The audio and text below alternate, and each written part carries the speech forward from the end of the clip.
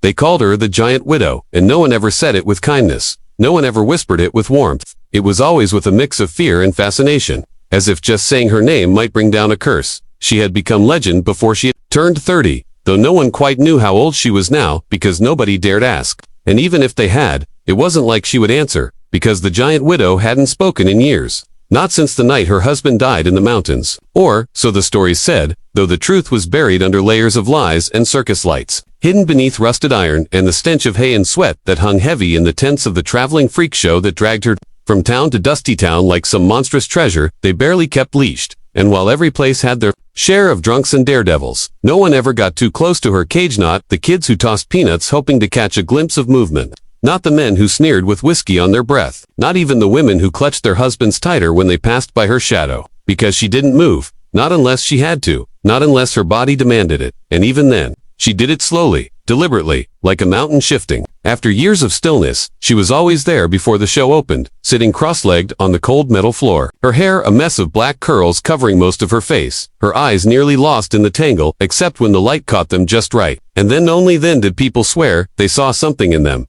Not madness or rage, but pain, sorrow that seemed to seep out of her skin and settle like fog in her cage. But they didn't care about her sorrow. Not really. They came to see a beast in chains, to gasp and point and remind themselves they were normal, that they were lucky, that they weren't her. And the ringmaster made sure the legend grew with every stop.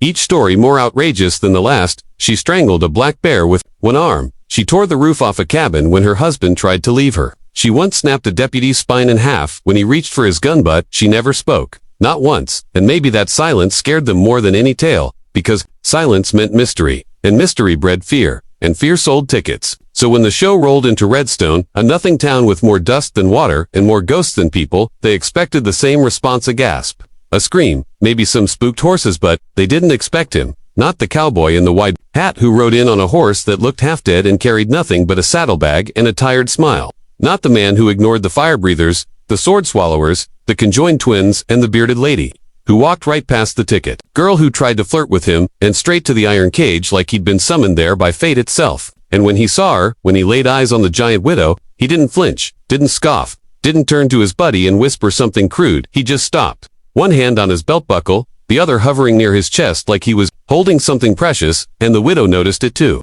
Because for the first time in years, she moved without being told. She raised her head and looked straight at him, and for one long, strange, silent moment, the entire freak show seemed to freeze. Even the animals, even the wind, as if the world paused to see what would happen next. And the cowboy, well, he didn't break that gaze. He just stepped a little closer, close enough for the ringmaster to bark back up. Boy, she ain't a pet. You get too near that cage, she'll crush your skull before you can blink. But the cowboy didn't move, didn't look at him, just kept his eyes on hers. And then, without saying a word, he reached into his coat and pulled out a wildflower dried bent. But not dead, just a little purple bloom, like the kind that grew near riverbanks where no one dared step. And he held it out through the bars, and everyone held their breath because no one had ever tried to touch her before. Not even the handlers, not really. They'd prod her with sticks, tossed her food like scraps to a dog. But this was different. This was soft. This was human. And the Giant Widow stared at it, stared so hard it looked like she might cry or scream or both. But instead she lifted one of those massive hands, fingers like branches, and took it from him with a gentleness that didn't seem possible.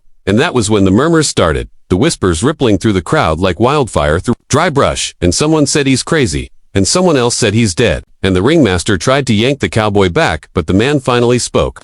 Not to the crowd, not to the ringmaster, but to her. And his voice was calm, like a breeze on a hot day. And he said, "I heard the stories, ma'am, I just don't believe them." And she blinked, once, slowly, like a great owl awakening from a trance. And he smiled, still holding his hat in one hand, and said, "I don't think you're a monster. I think you're lonely. And I reckon I might be too." And that was when the gasps turned to laughter. Cruel, sharp laughter that cut through the air like broken glass. But the cowboy didn't care, didn't even seem to notice, because he took off his hat and pressed it to his chest and said the words that no one saw coming. The words that would echo through Redstone for decades. "Will you marry me?" And the world small, dusty, cruel went utterly silent.